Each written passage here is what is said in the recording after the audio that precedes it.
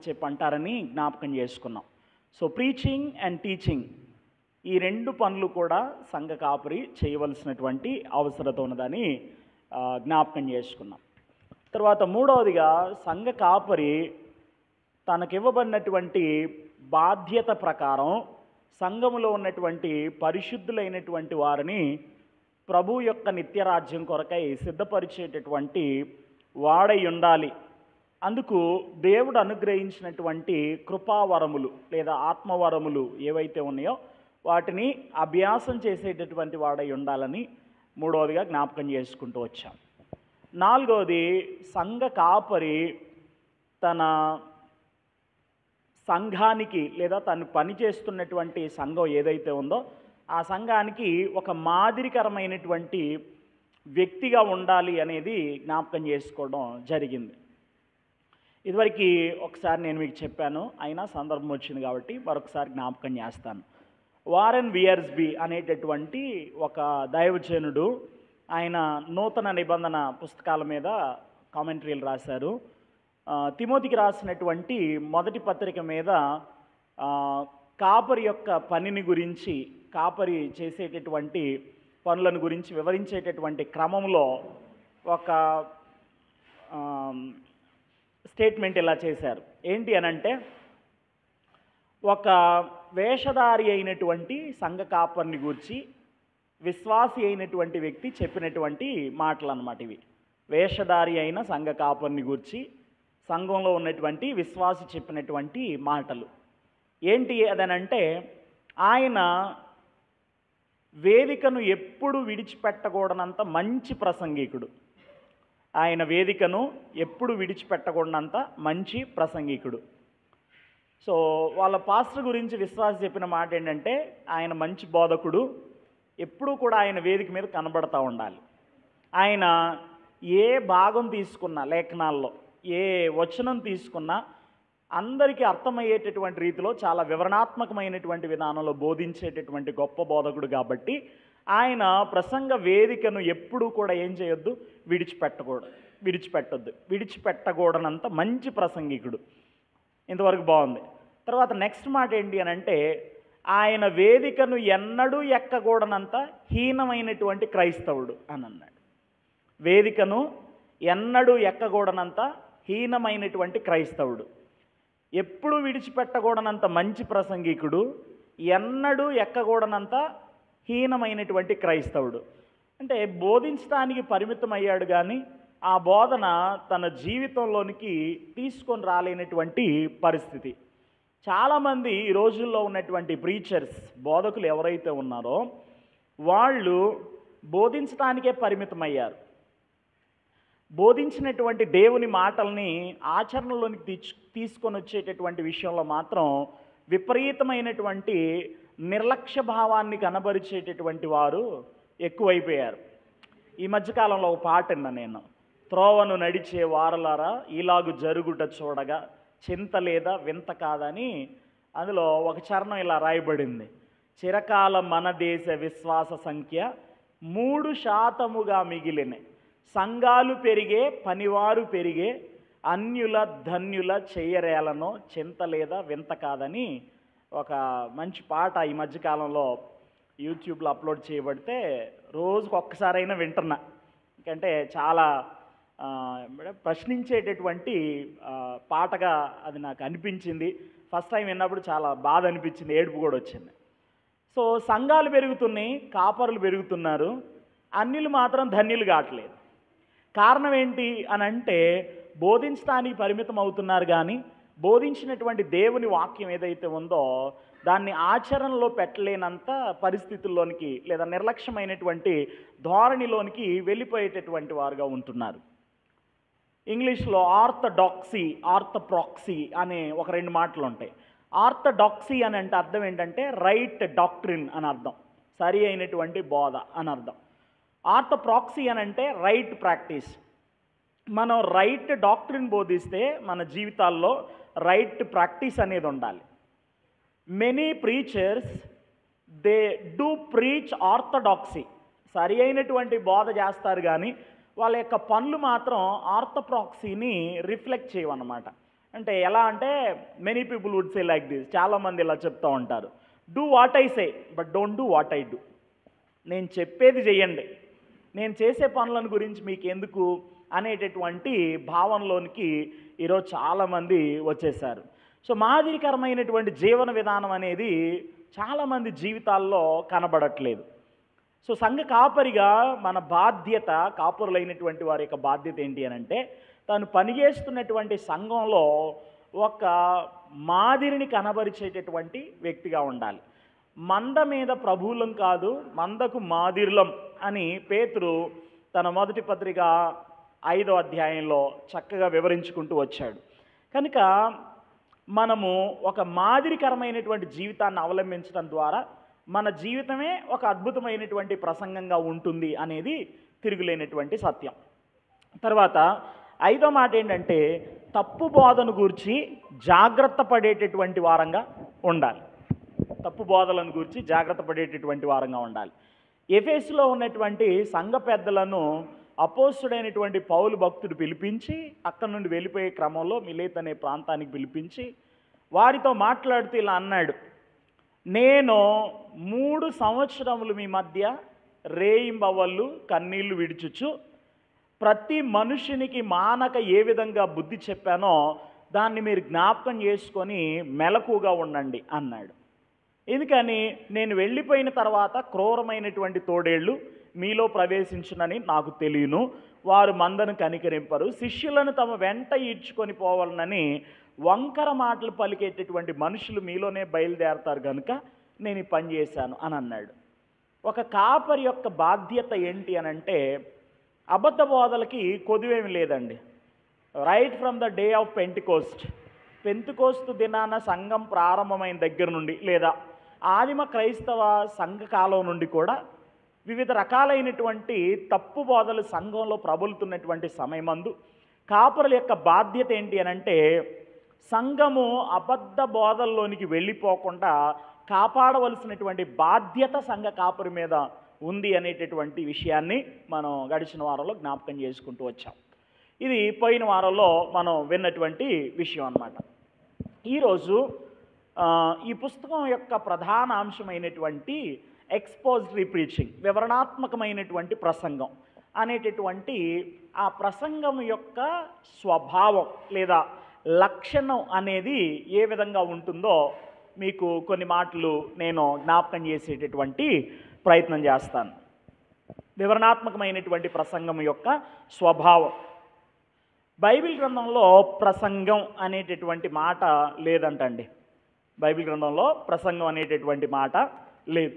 So ప్రసంగం అనేటటువంటి మాటకు బదులుగా మనము ఈ వివరణాత్మకమైనటువంటి సందేశం లేదా ప్రసంగం అనేటటువంటి ఈ అంశంలో బైబిల్ సందేశం అనేటటువంటి మాట వాడేదానికి ప్రయత్నం చేద్దామని ఈ రచయిత ప్రారంభంలోనే తెలియపరుస్తున్నట్లు మనం అర్థం చేసుకోగలుగుతున్నాం. నేటి దినాల్లో చాలామంది చేసేటటువంటి ప్రసంగాలు not according to the Bible, పరిశుద్ధ బైబిల్ గ్రంథానుసారంగా లేవు. పరిశుద్ధ బైబిల్ గ్రంథానుసారంగా లేవు. ప్రసంగం అనేటటువంటి మాటని ఏ విధంగా నిర్వచించవచ్చు? జనరల్గా మనం మాట్లాడుకుంటే ఒక ప్రసంగం లేదా ఉపన్యాసం లేకపోతే సందేశం అనేటటువంటి మాటని ఏ విధంగా మనం నిర్వచించుకోవచ్చు అని అంటే, బహిరంగంగా ఒక మతాచార్యుని చేత ఇవ్వబడిన మతపరమైనటువంటి ఉపన్యాసం లేకపోతే సంభాషణ. బహిరంగంగా ఒక మతాచార్యుని చేత, అది ఏ మతమైనా కానివ్వండి.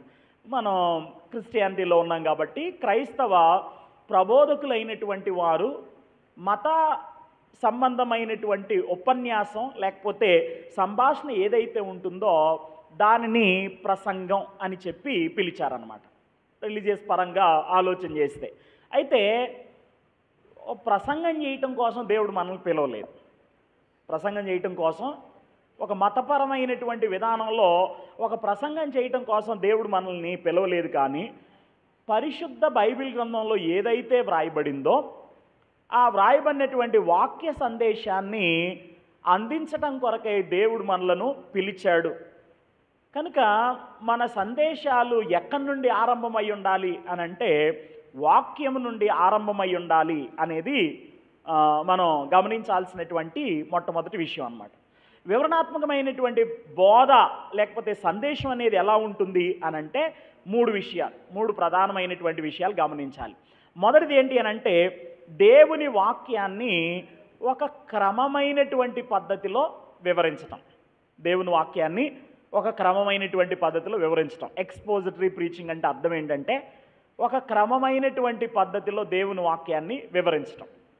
ఇక్కడ ఒక మాట చెప్తాను. దేవుడు తన వాక్యాన్ని మనుషులైనటువంటి వారికి ఇచ్చినప్పుడు ఒక క్రమమైనటువంటి పద్ధతిలో కొంచెం కొంచెంగా ఇచ్చాడు. ప్రోగ్రెసివ్ రెవల్యూషన్ అని అంటారు. కొంచెం కొంచెంగా దేవుడు ఒక క్రమమైనటువంటి పద్ధతిలో వాక్యాన్ని మనకు అనుగ్రహించాడు. ఎలా పడితే అలా ఇవ్వాల, ఒక ఆర్డర్ అనేది ఉంది. దేవుడు వాక్యాన్ని ఇచ్చినటువంటి పద్ధతి అనేది ఒకటి ఉంది. కనుక దేవుడు వాక్యాన్ని ఒక క్రమమైనటువంటి పద్ధతిలో ఇచ్చినప్పుడు మనం చేయవలసినటువంటి పని ఏంటంటే వాక్యాన్ని ఒక క్రమమైనటువంటి పద్ధతిలోనే వరుసగా వివరించుకుంటూ వెళ్ళాలి. కానీ మనం చేస్తుంది ఏంటి, మనకి ఏది గుర్తొస్తే ఆ వచనాన్ని తీసుకొని దాన్ని ఆధారంగా చేసుకొని ఒక ప్రసంగం చేసేటటువంటి ప్రయత్నం చేస్తూ ఉన్నాం. సంఘాల్లో ఈరోజు చాలామంది క్షేమాభివృద్ధిలోనికి రాకపోవడానికి ఒక బలమైనటువంటి కారణం ఏంటంటే వివరణాత్మకమైనటువంటి బోధ సంఘాల్లో లేకపోవడమే.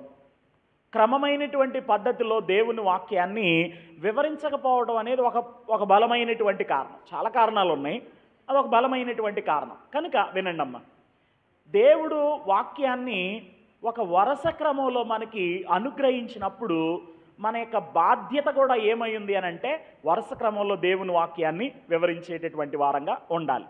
ఒక ఉదాహరణ చెప్తాను. జాన్ క్యాల్విన్, అమ్మా సంతకాలు పెట్టడానికి మాట్లాడాల్సిన పని లేదు అమ్మా, తల్లిగారు నా మైండ్ డిస్ట్రాక్ట్ అయింది, చెప్పడం మానేసి మీ వైపు చూడాల్సి వచ్చింది. కాస్త మాట్లాడు మాకండి, ఒక గంటన్నర సేపు దయచేసి వినండి. మీకు ఏదైనా ప్రశ్న ఉంటే మమ్మల్ని అడగండి, ఓకేనా? ఏదైనా అనుమానం ఉంటే కనుక మమ్మల్ని అడగండి, ఓకే? క్లారిఫై చేయగలిగితే చేస్తాం, లేకపోతే ఇంకోసారి అయినా తెలియజేసేటటువంటి ప్రయత్నం చేస్తాం. సో అంతే తప్ప మాట్లాడకండి దయచేసి. జాన్ క్యాల్విన్ అనేటటువంటి ఒక భక్తుడు ఉన్నాడు. జాన్ క్యాల్విన్ ఆయన ఒక రిఫార్మర్. క్యాల్వినిజం అనేటటువంటి బోధన గురించి మీరు ఎప్పుడైనా విన్నారా? వింటే మంచిది, వినకపోతే కనుక 5వ పుస్తకం దగ్గరికి వచ్చిన తర్వాత ఆ క్యాల్వినిజం అంటే ఏంటో మనం జ్ఞాపకం చేసుకుంటాం. సరే, అందులో ఏముందనేది మనం ప్రస్తుతానికి పక్కన పెడితే, జాన్ క్యాల్విన్ అనేటటువంటి ఆ దైవజనుడు, క్యాల్వినిజానికి మూలకారకుడైనటువంటి జాన్ క్యాల్విన్ అనేటటువంటి ఒక దైవజనుడు వివరణాత్మకమైనటువంటి రీతిలో బోధించేవాడంట. చర్చెస్లో ఆయన పనిచేసేటటువంటి సంఘంలో వరుస క్రమంలో బోధిస్తూ వెళ్ళేటటువంటి వాడు. ఒకసారి ఒక బాబు మా చర్చ్లో స్థానిక సంఘంలో నేను పనిచేసే స్థలంలో రక్షణ పొంది బాప్తిస్మం తీసుకున్నాడు. జనరల్గా విలేజెస్లో కొంతమంది మా పేర్లు మాకు బాప్తిస్మం ఇచ్చినప్పుడు మార్చండి అని అడిగితే మారుస్తూ ఉంటారు. నేను అలా అడగకుండా మార్చను, అడిగితేనే మార్చేటటువంటి ప్రయత్నం చేస్తానన్నమాట. అయితే ఆ పేరు పెట్టినటువంటి అతను బాప్తిస్మం పొందేటటువంటి సమయంలో, అంటే మా బ్రదర్ ఆయనకి ముంచుడు బాప్తిజం ఇస్తున్నాడు, ఇచ్చేటటువంటి టైంలో పేరు ఏదైనా చేంజ్ చేద్దాం అని అన్నాడు. అంటే నేను అన్నాను, వెంటనే ఏమాత్రం కూడా తడుముకోకుండా జాన్ క్యాల్విన్ అని పేరు పెట్టండి అన్న. అనేసరికి మా బ్రదర్ చాలా విచిత్రంగా చూశారు కాసేపు. జాన్ క్యాల్వినా అంటే ఏంటంటే ఒక ముద్ర పడిపోయింది అనమాట ఆయన మీద. ఏమని అనంటే వాక్యానికి విరుద్ధంగా బోధించేటటువంటి ఆయనని ఒక ముద్ర పడిపోయింది. క్యాల్వినిజం అనేది ఈరోజు చాలామంది ఒక దుర్బోధగా పరిగణించి అదొక అవాంతరమైనటువంటి శాఖ అన్నట్లుగా ట్రీట్ చేస్తూ ఉన్నారు. సరే, అక్కడికి వచ్చిన తర్వాత అది సరైందో కాదో మనం దేవుని వాక్యాన్ని ఆధారంగా చేసుకొని అన్నగారు నేను ఎవరో ఒకళ్ళని తప్పనిసరిగా వివరించేటటువంటి ప్రయత్నం చేస్తాం. అయితే గుర్తుపెట్టుకోవాల్సినటువంటి విషయం ఏంటంటే ఇక్కడ ఈ జాన్ క్యాల్విన్ అనేటటువంటి ఆయన వివరణాత్మకమైనటువంటి బోధని వరుస క్రమంలో చేసేవాడు. ఆది కాండం దగ్గర నుండి మొదలుపెట్టి ఇంకా అట్లా వరుసగా వచనం వెంబడి వచనం, లేదా పేరా వెంబడి పేరా, లేదా అధ్యాయం వెంబడి అధ్యాయం వివరించుకుంటూ వెళ్తూ ఉండేటటువంటి వాడు. ఒక సందర్భంలో ఆయన అరెస్ట్ చేయబడ్డాడు, జైలుకి వెళ్ళాడు. జైలుకి వెళ్ళిన తర్వాత కొంతకాలం ఆయన జైల్లో ఉన్నాడు. జైల్లో కొంతకాలం ఉండి తిరిగి వచ్చిన తర్వాత ఆయన గురించి వ్రాయబడినటువంటి మాట ఏంటంటే, ఎక్కడైతే ఆయన జైలుకి వెళ్ళే ముందు ఆఫ్ చేశాడో తన ప్రసంగాన్ని, జైలు నుండి తిరిగి వచ్చిన తర్వాత మళ్ళీ అక్కడి నుండే ప్రారంభించాడంట. అర్థమవుతుందండి? మళ్ళీ అక్కడి నుండే ప్రారంభించాడు. దీన్ని బట్టి మనం అర్థం చేసుకోవాల్సినటువంటి విషయం ఏంటంటే, ప్రపంచంలో సంస్కర్తలైనటువంటి వారు, సంఘాన్ని సంస్కరించినటువంటి అనేక మంది భక్తులు, వారి యొక్క బోధనా విధానం ఎలా ఉండేది అని అంటే, వివరణాత్మకమైనటువంటి రీతిలో ప్రసంగాలు చేసేటటువంటి వారు, అది కూడా ఒక క్రమమైనటువంటి పద్ధతిలో చేసేటటువంటి వాళ్ళు. సో వివరణాత్మకమైన బోధ అంటే ఏంటి అనంటే, వాక్యాన్ని ఒక క్రమమైనటువంటి పద్ధతిలో ప్రకటించడం, అది మొదటి మాట. తర్వాత రెండవది, దేవుని ప్రజలకి అర్థమయ్యేటట్లుగా దాని యొక్క భావాన్ని వివరించటం. దేవుని ప్రజలకి అర్థమయ్యేటట్లుగా దాని యొక్క భావాన్ని వివరించటం. చాలామంది బోధ చేస్తూ ఉంటే అర్థమయ్యేదానికంటే అపార్థమయ్యేదే ఎక్కువ ఉంటుంది. అర్థమయ్యేదానికంటే అపార్థమయ్యేది ఎక్కువ ఉంటుంది. ఎందుకనంటే సోకాల్డ్ ప్రీచర్స్ ఎవరైతే ఉంటారో, నేను ఒకరి పేరని ఏం చెప్పట్లేదండి, జనరల్గా చెబుతున్నాను. సోకాల్డ్ ప్రీచర్స్ ఎవరైతే ఉంటారో వారి యొక్క బోధలతో ప్రజల్ని ఏం చేస్తూ ఉంటారంటే తికమక పెట్టేటటువంటి వారుగా ఉంటారు, కన్ఫ్యూజ్ చేసేటటువంటి వారుగా ఉంటారు. ఒక ముగ్గురు పిల్లలు ఇలా మాట్లాడుకుంటున్నారంట. ఏంటి వాళ్ళు మాట్లాడుకునేటటువంటి మాటలనంటే, ముగ్గురు కూడా పాస్టర్ గారి పిల్లలే. ఏమని మాట్లాడుకుంటున్నారు అంటే, ఒకడు అన్నాడంట, మా నాన్న ప్రసంగం చేస్తే ఎంత అద్భుతంగా ఉంటుందంటే చర్చిలో ఒక 10 మందికైనా అర్థం కాదు అన్నాడంట. సంఘంలో మా నాన్నగారు ప్రసంగం చేస్తే కనుక ఒక 10 మందికైనా అర్థం కాదు అంటే, అర్థం చేసుకోగలిగినటువంటి వాళ్ళు కొద్దిమంది ఉన్నారు, 3, 4, 5 ఎంతో కొంతమంది ఉన్నారు. రెండోవాడు అన్నాడంట, మీ నాన్నగారు ప్రసంగం చేస్తే కనీసం 10 మందికైనా అర్థం అయ్యిద్ది, మా నాన్నగారు ప్రసంగం చేస్తే మా నాన్నగారికి ఒక్కడికే అర్థమైద్ది అన్నాడు. ఆ తర్వాత మూడోవాడు, మీ తండ్రులు ఇద్దరిని మా నాన్న మించిపోయాడు, ఏంటి అని అంటే మా నాన్న ఏం ప్రసంగం చేస్తాడో ఆయనకే తెలియదు అన్నాడు. అర్థమైందండి? చాలామంది ఈరోజు బోధించేటటువంటి క్రమములో వాక్యం యొక్క అర్థాన్ని ప్రజలకి అర్థమయ్యేటటువంటి రీతిలో వివరించట్లేదు. అందుకే ఆధ్యాత్మిక జీవితంలో అభివృద్ధి అనేది చాలామంది బ్రతుకుల్లో కనబడట్లేదు. నిర్లక్ష్యం అనేది ఎక్కువగా వచ్చేసింది. ఏదో ఆ సమయానికి 4 వచనాలు రాసుకోవడం, హడావిడిగా సిద్ధపాటు అనేది ఏది కూడా లేకుండా వెళ్ళిపోయి వేదికను ఎక్కేసి ఆ వచనాలు చదివి నచ్చిందల్లా మాట్లాడేసి, ఇంకా ప్రజలు మేలు పొందేది ఎక్కడ? వివరించడం అనేది ఎక్కడ జరుగుతుంది? అర్థమయ్యేటటువంటి రీతిలో వాక్యం యొక్క భావాన్ని చెప్పేది ఎక్కడనంటే అదొక పెద్ద ప్రశ్నగా కనబడుతుంది. సో వివరణాత్మకమైనటువంటి బోధలో ఉన్నటువంటి రెండో అంశం ఏంటంటే, ప్రజలకి అర్థమయ్యేటటువంటి రీతిలో దేవుని వాక్యాన్ని వివరించి అర్థం చెప్పాల్సినటువంటి అవసరత ఉన్నది. తర్వాత మూడోది ఏంటి అనంటే, విధేయత చూపించి ఆ వాక్య సత్యాన్ని అన్వయించుకొనుటకు ప్రజలను ప్రోత్సహించడం అనేది జరుగుతుంది. మనం చెప్పినటువంటి వాక్య సందేశం ఏదైతే ఉందో ఆ వాక్య సందేశం చెప్తూ ఉండగానే ప్రజలు వాక్యాన్ని తమ జీవితాలకు అన్వయించుకోవడానికి ప్రోత్సహించబడాలి. అలా ప్రోత్సహించబడేటట్లుగా కాపరి పని చేయాల్సినటువంటి అవసరం ఉంది. సో ఎక్స్పోజిటరీ ప్రీచింగ్లో, వివరణాత్మకమైనటువంటి సందేశంలో 3 ప్రధానమైనటువంటి విషయాలు ఇమిడి ఉన్నాయి. ఒకటి, క్రమమైన పద్ధతిలో వాక్యాన్ని వివరించుకుంటూ వెళ్ళడం. రెండవది, అర్థమయ్యేటట్లుగా వాక్యం యొక్క భావాన్ని ప్రజలకి చెప్పడం. మూడవది, ఆ వాక్య సత్యాలను తమ జీవితాలకు అన్వయించుకునేటట్లుగా ప్రజలని వాక్యాన్ని అన్వయించుకోవడం కొరకై ప్రోత్సహించడం. ఈ 3 జరగాలి. వివరణాత్మకమైనటువంటి బోధలో ఈ 3 కూడా జరగవలసినటువంటి అవసరం ఉన్నది. అయితే వివరణాత్మకమైనటువంటి ప్రసంగంలో ప్రజలకి దేవుని వాక్య సందేశాన్ని అందించడానికి కాపరి ఏమై ఉన్నాడు అనంటే ఒక సాధనమై ఉన్నాడు. కాపరి దేవుడు కాదు. అర్థమైంది? ఇక్కడ కాపరి దేవుడు కాదు, కాపరి ఒక సాధనం, ఏ చోజన్ వెజల్ బై గాడ్. దేవుడు అనుగ్రహించినటువంటి బాధ్యత ఏదైతే ఉంటుందో ఆ బాధ్యత ప్రకారం పనిచేసేటటువంటి వారుగా కాపరులు ఉండాలి. దేవుని వాక్యాన్ని విశదపరుచినట్లు చేసి ప్రజలతో అది మాట్లాడేటట్లు చేసేటటువంటి ఒక ప్రక్రియ వివరణాత్మకమైనటువంటి ప్రసంగం అన్నమాట. సో మనం గమనించేటటువంటి ప్రధానమైనటువంటి అంశం లేదా విషయం ఏంటంటే ఇక్కడ వివరణాత్మకమైన ప్రసంగంలో 3 విషయాలు ఉంటాయి. ఒకటి, క్రమమైన పద్ధతిలో దేవుని వాక్యాన్ని బోధించటం. రెండోది, ప్రజలకు అర్థమయ్యేటట్లుగా దాని యొక్క భావాన్ని వివరించటం. మూడోది, ప్రజలు ఆ వాక్యాన్ని అన్వయించుకునేటట్లుగా కాపరి ప్రజలను ప్రోత్సహించటం. అర్థమైందండి? ఇది వివరణాత్మకమైన బోధలో ఉండేటటువంటి స్వభావం అన్నమాట. తర్వాత నిజమైనటువంటి వివరణాత్మకమైన బోధ యొక్క లక్షణాలు ఏ విధంగా ఉంటాయి, ఏ విధంగా ఉండవు అనేది కొన్ని మనం చూసేటటువంటి ప్రయత్నం చేద్దాం. ఒకటి, అది కనబడు సందర్భమును మరియు సాధారణ క్రమములో పారాగ్రాఫుల ద్వారా వాక్యమును తీసుకొని క్రమ పద్ధతిలో వివరించడం. అర్థమైందండి? అది కనబడేటటువంటి సందర్భము మరియు సాధారణ క్రమంలో. ప్రతి వచనం వెనుక ఒక సందర్భం ఉంది, ప్రతి పదం వెనుక ఒక సందర్భం ఉంది, ప్రతి పారాగ్రాఫ్ వెనుక ఒక సందర్భం ఉంది, ప్రతి అధ్యాయం వెనుక ఒక సందర్భం ఉంది, ప్రతి పుస్తకం వెనుక ఒక సందర్భం ఉంది అనేది మొదటి పుస్తకంలో నుండి మనం నేర్చుకునేటువంటి విషయం. అయితే ఈ వివరణాత్మకమైనటువంటి ప్రసంగంలో బైబిల్ వ్రాయబడినటువంటి విధానంలో మనకి అధ్యాయాలు చదువుతున్నప్పుడు పేరాలుగా కనబడుతూ ఉంటుంది, వాక్యం పారాగ్రాఫులుగా కనబడుతూ ఉంటుంది. 15th సెంచరీ వరకు కూడా వాక్యం అట్లా వరుసగా ఉండేది. 15th సెంచరీలో దేవుని వాక్యం అనేది అధ్యాయాలుగా, వచనాలుగా విడగొట్టబడింది, పారాగ్రాఫులుగా విడగొట్టబడింది. సో మన యొక్క సౌకర్యార్థమై అందులో ఉన్నటువంటి వాక్య సందేశం ఏదైతే ఉందో, ఒక ప్రాముఖ్యమైనటువంటి థీమ్ ఏదైతే ఉందో ఆ థీమ్ని ఆధారంగా చేసుకొని వచనాలుగా, అధ్యాయాలుగా, పారాగ్రాఫులుగా వాక్యాన్ని విడగొడుతూ వచ్చారు.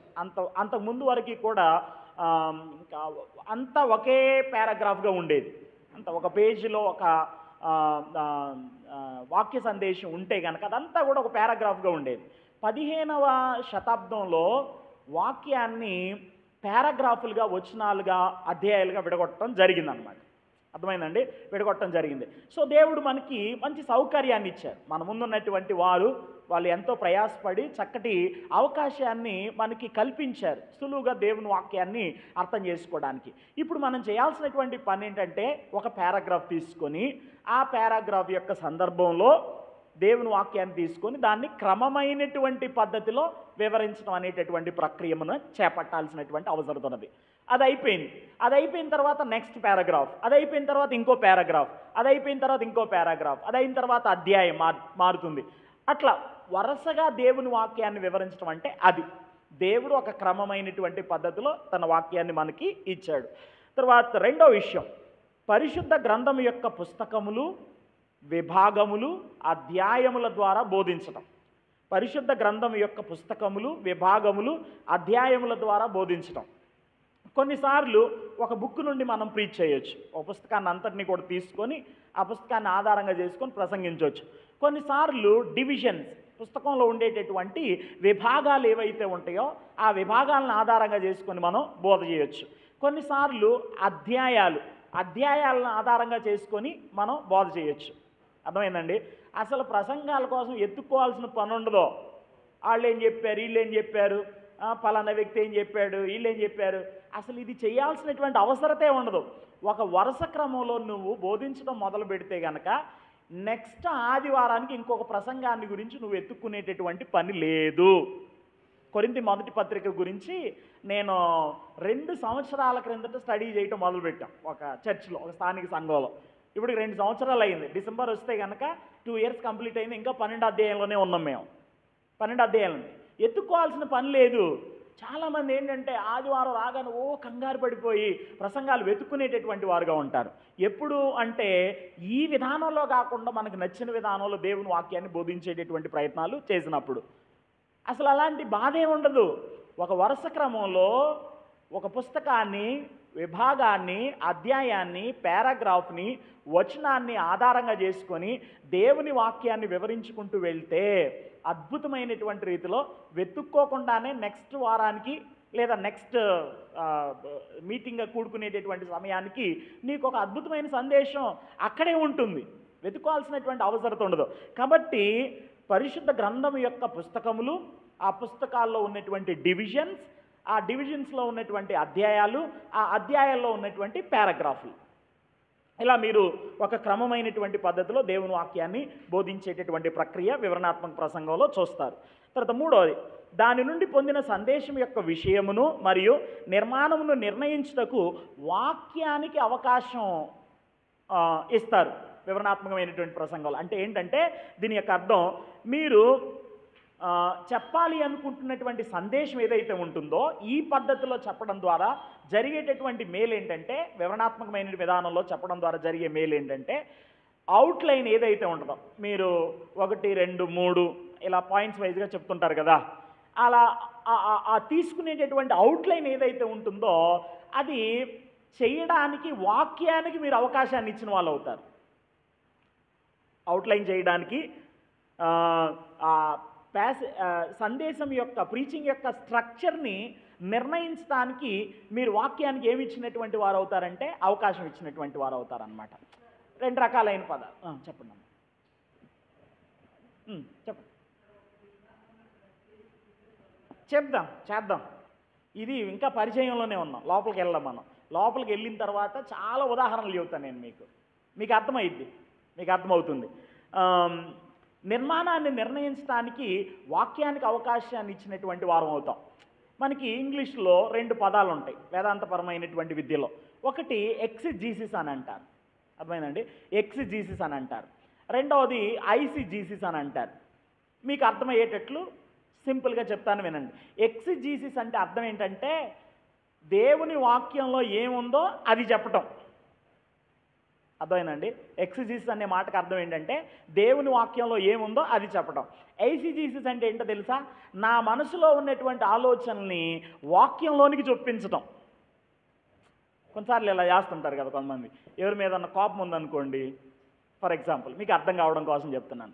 ఎవరి మీద కోపం ఉందనుకోండి, ఆ కోపం తాలూకా సందర్భం ఎక్కడ దొరికిద్దో దాన్ని వెతుక్కొని ఈ ఆలోచన అంతా కూడా ఆ సందర్భంలో చొప్పించి ప్రజల మీద విరగబడిపోయేటటువంటి ప్రయత్నం చేస్తుంటారు. అవునంటారు కాదంటారా? మనసులో ఏదో ఉంటుంది, గ్రడ్జ్ ఎవరి మీద ఉంటుంది. ఇప్పుడు నీ గురించి ఎవరో విశ్వాసి చెప్పకున్నటువంటి మాట ఒకటి చెప్పారు, అది నీకు తెలిసింది. ఎలీహులాగా ఇక ఆయాసం తీర్చుకునేటటువంటి పని ఒకటి పెట్టుకొని ఈరోజు చాలామంది సావుకులైనటువంటి వారు ఏం చేస్తారంటే వారి మనసులో ఉన్నటువంటి ఆలోచనల్ని వాక్యంలోనికి చొప్పించేటటువంటి వారుగా ఉంటారు. ఇది ఒక ఉదాహరణ మాత్రమేనమ్మా. సో ఐసిజిసిస్ అంటే ఏంటి అని అంటే నా మనసులో ఏదైతే ఉందో దాన్ని నేను దేవుని వాక్యంలోనికి చొప్పించేటటువంటి ప్రయత్నం చేయటం. మనం చేయాల్సింది ఏంటి? ఎక్సిజిసిస్ చేయాలి. వాక్యంలో ఏదైతే ఉందో దాన్ని తెలియపరిచేటటువంటి ప్రయత్నం చేయవలసినటువంటి అవసరం ఉన్నది. అయితే మీరు వాక్య సందేశాన్ని వివరణాత్మకమైనటువంటి విధానంలో బోధిస్తున్నప్పుడు ఆ సందేశం యొక్క స్ట్రక్చర్ నిర్మాణం చేయడానికి మీరు వాక్యానికే అవకాశం ఇచ్చినటువంటి వారు అవుతారు తప్ప మీ సొంత ఆలోచనలు ఏవైతే ఉంటాయో వాటికి అవకాశం ఇచ్చేటటువంటి ఛాన్స్ అనేది ఉండదు. తర్వాత ఇది అంశముల ప్రకారం కాదు కానీ సకాలంలో వాక్యమును విశదపరుచు ఉండగా అనేకమైనటువంటి అంశాలను గురించి తెలియజెప్పును. అంటే ఒక టాపిక్ తీసుకొని ఆ టాపిక్ను గురించి మాట్లాడటం అనేది కాదు కానీ ఒక వివరణాత్మకమైనటువంటి ప్రసంగంలో ఒకదాని తర్వాత ఒకటి అంశాలు అనేవి వచ్చేస్తూనే ఉంటాయి అన్నమాట. ఒకటి అయ్యేలోగా ఇంకొకటి రెడీగా ఉంటుందనేది మనం గమనించాల్సినటువంటి అవసరం ఉన్నది. తర్వాత వాక్యము యొక్క మూలార్థమునకు అనుగుణ్యముగా ఉండును. వివరణాత్మకమైన బోధ చేయటం ద్వారా కలిగే ఒక ప్రయోజనం ఏంటంటే వాక్యం యొక్క మూలార్థం, అథోరియల్ ఇంటెండెడ్ మీనింగ్ అని అంటారు. అంటే బైబిల్ రచయితలు ఆ అధ్యాయాన్ని, ఆ వచనాన్ని లేకపోతే ఆ పారాగ్రాఫ్ను రాసినప్పుడు వారి మనస్సుల్లో ఏముండి రాశారు, ఏ తలంపుతో వాళ్ళు ఆ సందేశాన్ని రాస్తూ వచ్చారు అనేది మనకి ఎప్పుడు అర్థమవుతుంది బాగానంటే వివరణాత్మకమైనటువంటి విధానంలో బోధించినప్పుడు రచయిత యొక్క షూస్లో మనం అడుగుపెట్టి వాళ్ళలాగా ఆలోచించి వాళ్ళు చెప్పిన సందేశాన్నే సంఘానికి అద్భుతమైనటువంటి రీతిలో బోధించేటటువంటి పరిస్థితి ఉండదన్నమాట.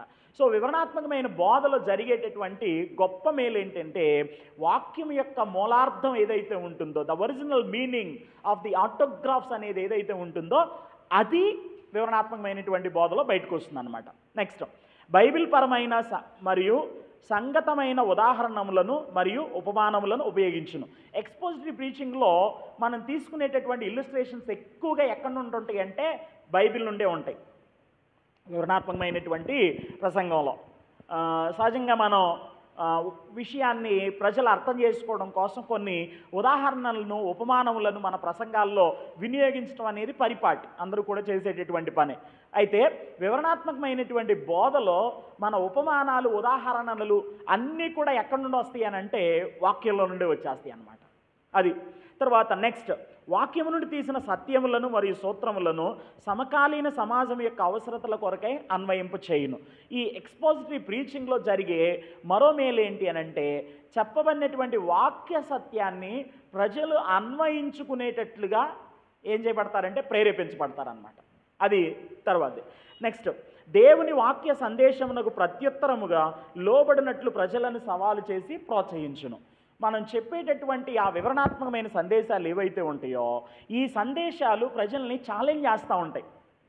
మనం చెప్తూ ఉండగానే ప్రజలు దేవుని వాక్యాన్ని అన్వయించుకోవాలనేటటువంటి ఒక తాపత్రయంలోనికి వచ్చేటటువంటి వారుగా ఉంటారు. మగ్దబ్ స్టోరీ చెప్తే ఏమొచ్చింది చెప్పండి? వాక్యాన్ని వివరించుకుంటూ వెళ్తే ప్రజలకి మేలు కలుగుతుందనేది మనం గమనించాల్సినటువంటి అవసరం ఉన్నది. నెహెమ్యా గ్రంథం 1వ అధ్యాయము 1 నుండి 6 వచనాలు, 8 నుంచి 9 వచనాలు, 12వ వచనం, 15వ వచనంలో 4 ప్రధానమైనటువంటి విషయాలు మీరు గమనిస్తారు. 4 ప్రధానమైనటువంటి విషయాలు గమనిస్తారు. ఒకసారి 8వ వచనం మీరు చదివితే, ఒకసారి పరిశుద్ధ బైబిల్ గ్రంథాలు తీయండి. నెహెమ్యా గ్రంథం 8:8, ఇటువలనే వారు దేవుని గ్రంథమును స్పష్టముగా చదివి వినిపించి జనులు బాగుగా గ్రహించినట్లు దానికి అర్థము చెప్పిరి. ఇటువలనే వారు దేవుని ధర్మశాస్త్ర గ్రంథమును స్పష్టముగా చదివి వినిపించి జనులు బాగుగా గ్రహించినట్లు దానికి అర్థం చెప్పిరి. ఒక నమూనా మనకు కనబడుతుంది అనమాట. ఇప్పుడు వరకు మనం విన్నటువంటి విషయానికి ఒక ఎగ్జాంపుల్ అనేది ఇక్కడ ఇవ్వబడింది. వారు అంటే యాజకులు దేవుని గ్రంథమును స్పష్టముగా చదివి వినిపించి జనులు బాగుగా గ్రహించినట్లు దానికి అర్థం చెప్పిరి. క్రమమైన వివరణాత్మకమైనటువంటి సందేశంలో ఉండేది ఏంటి అని అంటే ఒక వరుస క్రమంలో దేవుని వాక్యాన్ని వివరిస్తూ ఉండగా ప్రజలకి ఆ వాక్య సందేశం ఏమవుతుందంట? అర్థమవుతుందంట. స్పష్టముగా చదివి వినిపించి. కాపరి చేయాల్సినటువంటి ప్రసంగానికి నిలబడినప్పుడు కాపరి చేయాల్సినటువంటి మొట్టమొదటి పని ఏంటంటే, మీరైనా స్త్రీలైనా ఎక్కడైనా మీకు సందేశం చెప్పేటటువంటి అవకాశం వస్తే కనుక, అది చిన్నపిల్లల మధ్య కానివ్వండి, యవనస్తురాలైన సహోదరుల మధ్య కానివ్వండి, స్త్రీల సమాజంలో కానివ్వండి, లేకపోతే స్వార్థ ప్రకటించే దాని కొరకే కానివ్వండి, చేయాల్సినటువంటి మొట్టమొదటి పని ఏంటంటే వాక్యమును స్పష్టముగా చదివి వినిపించాలి. వాక్యమును స్పష్టముగా చదివి వినిపించాలి. నువ్వు చదవాలి, అర్థమైందా? కానీ ఈ రోజుల్లో చాలామంది ఏం చేస్తూ ఉంటారు తెలుసా? ప్రీచర్స్ చదవరు, ఎవరో ఒకరి చేత చదివిస్తూ ఉంటారు. ఇలా చెప్తున్నందుకు మరోలా అనుకోకండి. మీకు వాక్యం చదవడం రాకపోతే కనుక నేర్చుకోండి, తప్పేం కాదు. ఏ వయసులోనైనా నేర్చుకోవచ్చు. నిరంతర విద్యార్థులం. జార్జ్ ముల్లర్ అనేటటువంటి ఒక దైవజనుడు 200 సార్లు బైబిల్ చదివి ఆయన చెప్పినటువంటి మాట ఏంటంటే, నేను ఇంకా బైబిల్ నేర్చుకునేటటువంటి విద్యార్థిని అన్నాడు.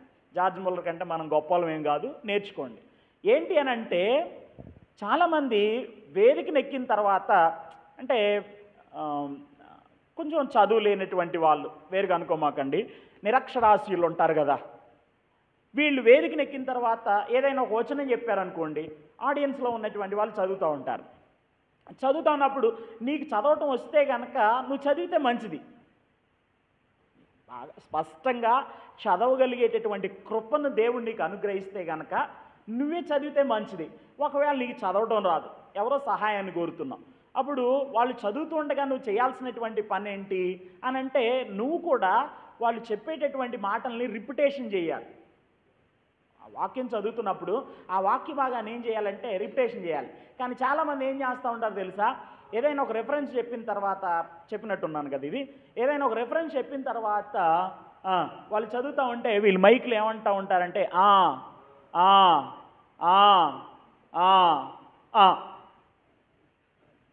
మళ్ళీ పెద్ద పెద్ద పొంగలు పెడతారు. పొంగలు అంటే మైకులు బయటికి పెడతా ఉంటానన్నమాట.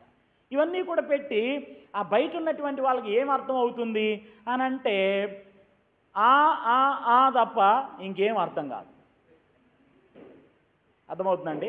అంటే నేను మీకు ఎందుకు ఇది చెప్తున్నాను అని అంటే ఈ ప్రాక్టీస్ని మానండి. ఈ ప్రాక్టీస్ని మానండి. మీకు చదవటం రాలేదనుకోండి, సురేష్ గారు చదువుతున్నారు అనుకుందాం, అప్పుడు నేనేం చేయాలి? ఆయనతో పాటు ఆ మాటల్ని రిపీట్ చేయాలి. ఆయనతో పాటు ఆ మాటలు రిపీట్ చేయాలి. నీకు చదవడం వచ్చు అనుకోండి, నువ్వే చదువు. వాక్యాన్ని చదవడానికి విశ్వాసాలను ప్రేరేపించాలి, ప్రోత్సహించాలి, తప్పేం కాదు. దాన్ని నేను తప్పని అంటలేదు. వాళ్ళు చదవాలి. అయితే వాళ్ళు చదువుతుండగా నువ్వు చేయాల్సిన పని ఏంటంటే ఆ ఆ ఆ అనకుండా ఆ చదువుతున్నటువంటి వాక్య భాగం ఏదైతే ఉందో దాన్ని రిపీట్ చేయవలసినటువంటి అవసరం ఉన్నది. చాలామంది ఈ విషయం దగ్గరే ఫెయిల్ అయిపోతూ ఉంటారు. ఒక వాక్య సత్యాన్ని నువ్వు చెప్పాలి అని తీర్మానం చేసుకొని నిలబడి ఒక వచనాన్ని చదువుతున్నప్పుడు ఇటువలనే గుర్తుపెట్టుకోండి, వారు స్పష్టముగా దేవుని గ్రంథమును చదివి వినిపించి, నువ్వు చదువుతుండగా ప్రజలు వినాలి, వినగలగాలి, అర్థం చేసుకోగలగాలి. ప్రతి మాట స్పష్టంగా పలికేటటువంటి వ్యక్తులంగా ఉండాలి, మింగకూడదు ఏమి కూడా. స్పష్టముగా చదివి వినిపించి జనులు బాగుగా గ్రహించినట్లు దానికి అర్థం చెప్పిరి.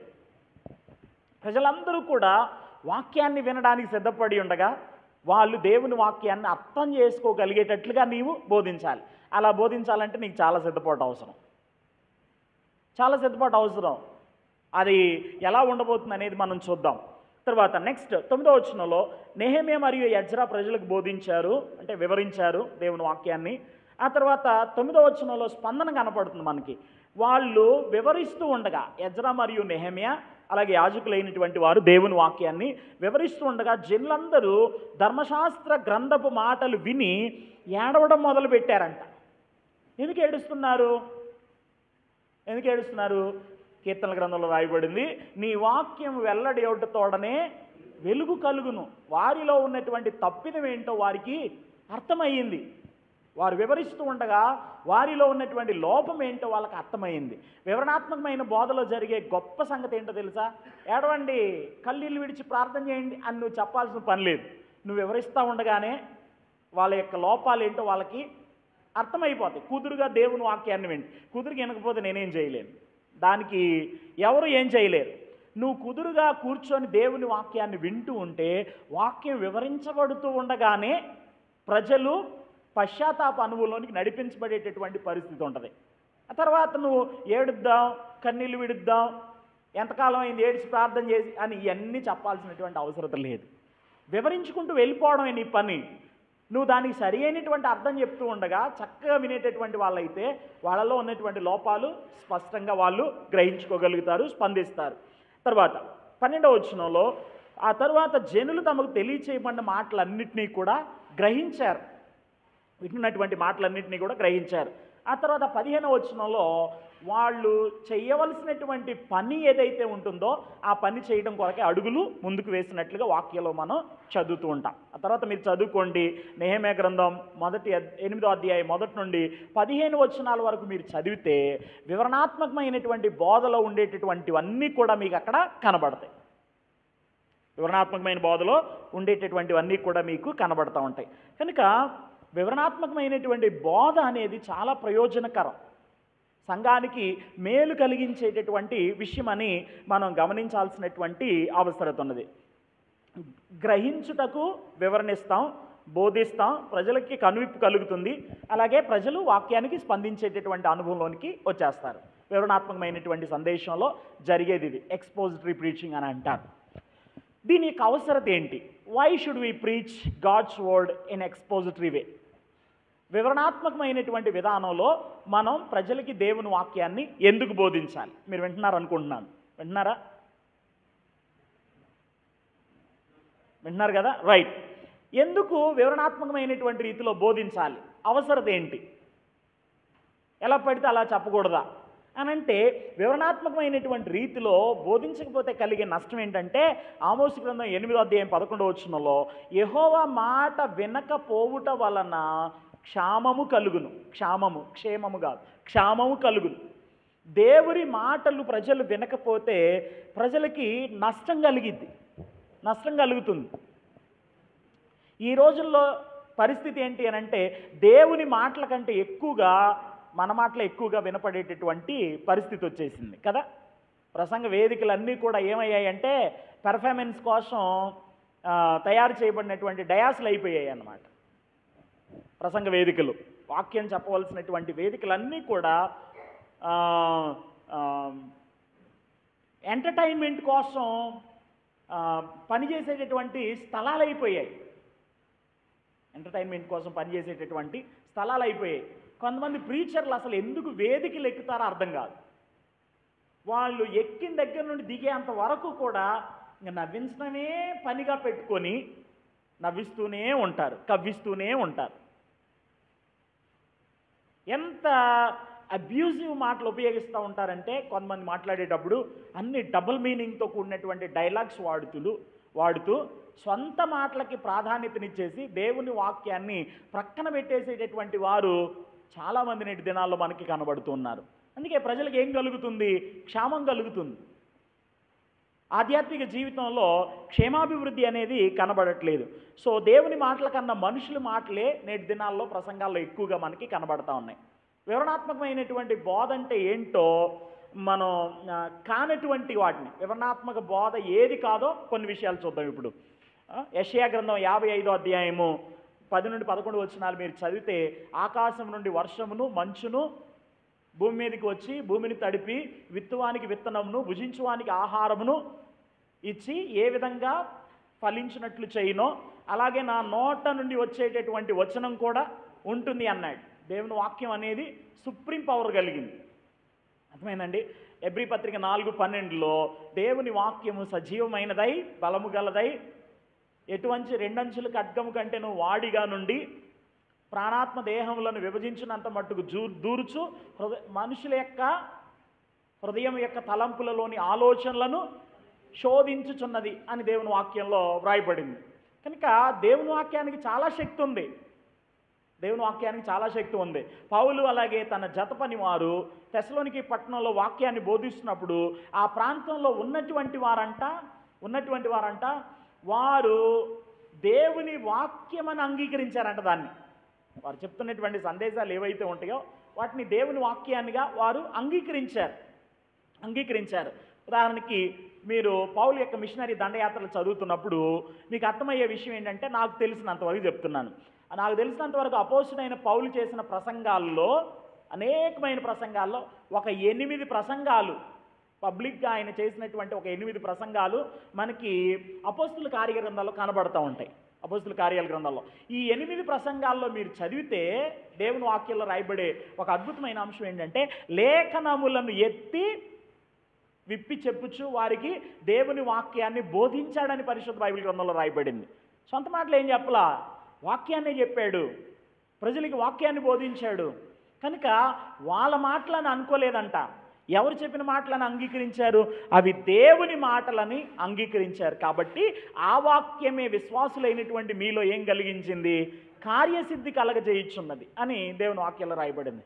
సో మనం ప్రీచ్ చేసేది వర్డ్ నుండి అయినప్పుడు డెఫినెట్గా అది ప్రజల్ని ఇంపాక్ట్ చేస్తుంది. అర్థమైందండి? ఇంపాక్ట్ చేస్తుంది.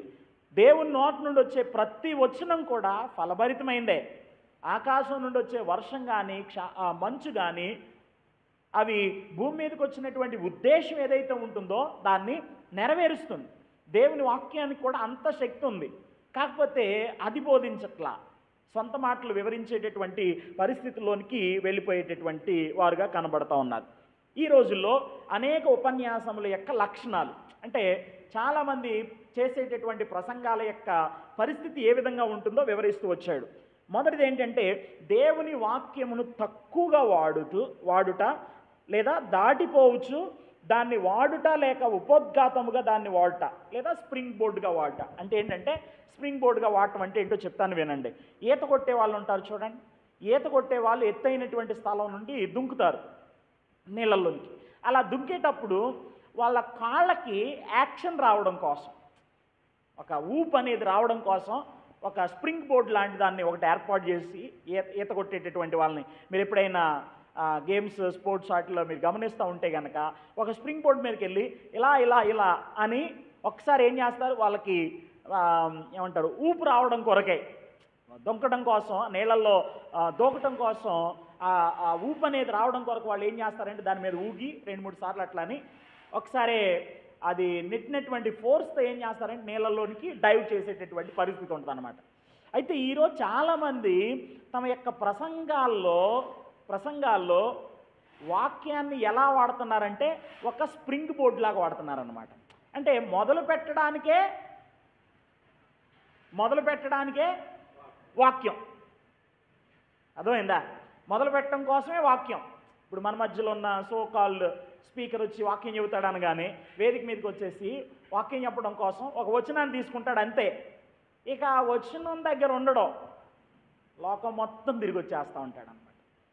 ఈత కొట్టేవాళ్ళు కానీ లోపలికి దిగి ఆ కొలనంతా కూడా ఈదినట్టు లోకం మొత్తం ఈదేసి ఆఖరికి చివరికి వచ్చి ఏం చేస్తూ ఉంటారనంటే ఈ వాక్యం దేవుడు మన హృదయాల్లో ఫలింపు చేయను కాక ఈ జిడ్డు మొఖాలకు అర్థం కాక ఏమంటారంటే ఆమెను చెప్తూ ఉంటారు.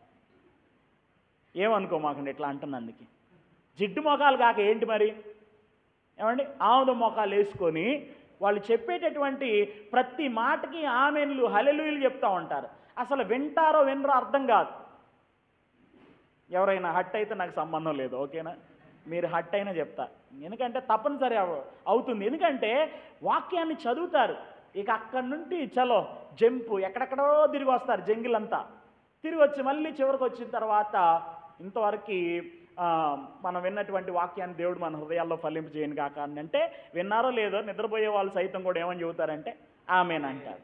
అయిపోయిన తర్వాత ఇంకా అప్పుడు నెక్స్ట్ ఒక ఆయన సభా మర్యాదలను రాశాడు, ఒక ఆర్టికల్ రాశాడు అనమాట.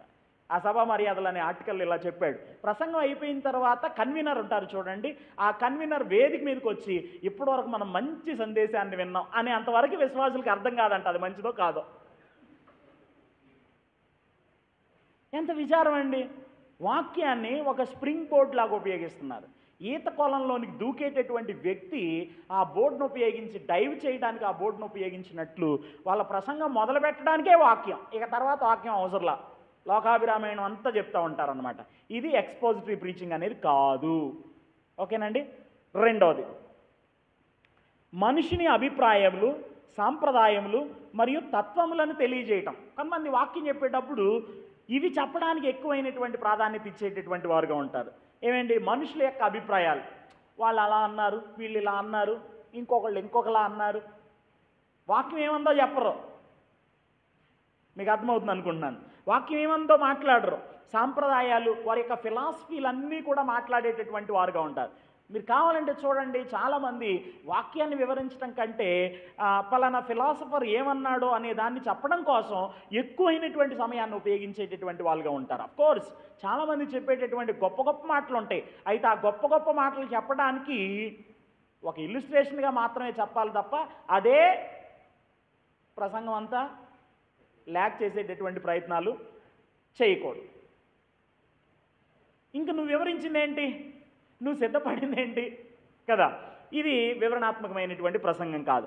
మూడవది, రూపాన్ని బట్టి, పరిమాణాన్ని బట్టి, అంకెలను బట్టి విజయమును కొలిచే లోక దృక్పథాన్ని అనుసరించేటటువంటి వారుగా ఉంటారు. వరల్డ్ వ్యూ, లోక దృక్పథం ఎలా ఉంటుంది అని అంటే పై రూపాన్ని బట్టి, పరిమాణమును బట్టి, సైజును బట్టి, నంబర్ను బట్టి, అలాగే వచ్చేటటువంటి విజయాన్ని బట్టి లోకం ఏం చేస్తూ ఉంటుందంటే ఒక విషయాన్ని కొలిచేటటువంటి పరిస్థితి ఉంటుంది.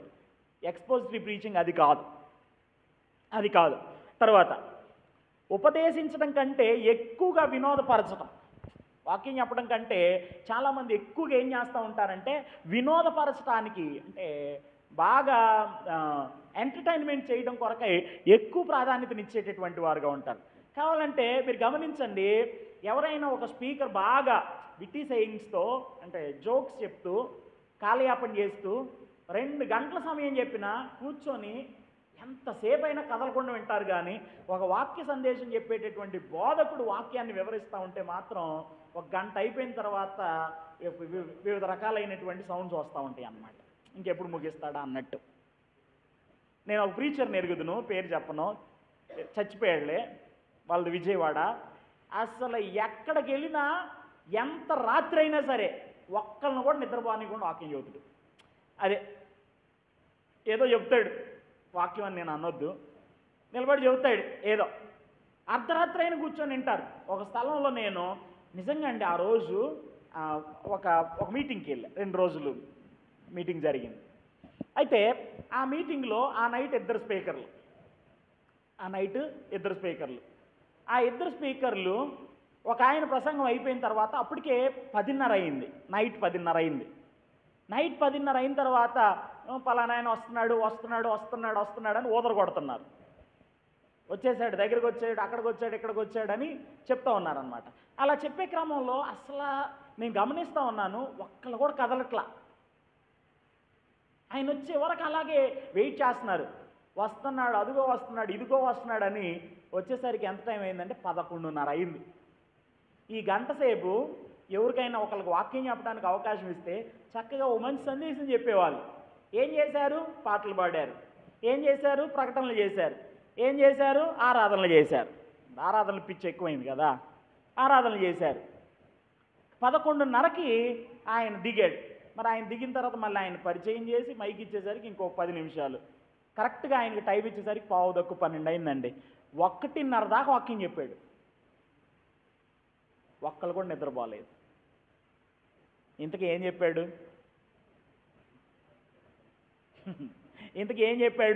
ఏం చెప్పాడంటే లోకాభిరామాయణం అంతా చెప్పి ప్రజల్ని నవ్వించి కవ్వించి కాలయాపన చేసేటటువంటి పరిస్థితి. భలే విచిత్రం అనిపించింది. తర్వాత నెక్స్ట్ డే మీటింగ్కి మళ్ళీ వెళ్ళా. అంత లేట్ అయినా కానీ అసలు నెక్స్ట్ ప్రజల యొక్క నాడి ఎలా ఉంటుందో అనేది గమనించేటటువంటి ప్రయత్నం చేయడం కోసం అదే మీటింగ్కి నెక్స్ట్ డే కూడా వెళ్ళా. వాక్యం చెప్పడానికి కాదులే కానీ వెళ్ళాను, తెలిసినటువంటి వాళ్ళు అనేటటువంటి ఉద్దేశంతో. వెళ్ళిన తర్వాత ఆ రోజు కూడా 2 ప్రసంగాలు పెట్టారు. 2 ప్రసంగాలు పెట్టిన తర్వాత ఫస్ట్ ప్రసంగం ఒక ఆయన చేశాడు. 9:30 అయింది. ఎంత టైం అవ్వాల, 9:30 అయింది. 9:10కి అట్లా టైం ఇస్తే ఒక 40 మినిట్స్ మాట్లాడారు. 9:30 అయింది. 9:30 అయిపోయిన తర్వాత రెండో ప్రసంగానికి టైం ఇచ్చారు. రెండో ప్రసంగం చేసి అయ్యగారు ఏం చేశాడంటే ఒక వాక్యం చదివించి, మంచి ప్రసంగికుడు, ఒక వాక్యం చదివించి ఇలా ప్రకటన చేశాడు. ప్రార్థన చేస్తాను, ఎవడైనా వెళ్ళిపోవాలనుకుంటే ఇప్పుడే వెళ్ళిపోండి, ఆ తర్వాత లెగిస్తే మాత్రం మర్యాదగా ఉండదు అన్నాడు. కొంచెం గట్టిగానే చెప్పాడు అనమాట. అంటే వాళ్ళ బుద్ధులు తెలుసు కదా కాబట్టి ఆయన ఆ మాట చెప్పాడు. ఎవరైనా వెళ్ళాలి అనుకుంటే ఇప్పుడే వెళ్ళిపోండి, మధ్యలో లేచి వెళ్ళారంటే మాత్రం మీకు మర్యాద ఉండదు అన్నాడు అని ఆయన ప్రార్థన చేయటం మొదలుపెట్టాడు. ఒక్క నిమిషమే ప్రార్థన చేశాడు, సగం మీటింగ్ ఖాళీ అయింది.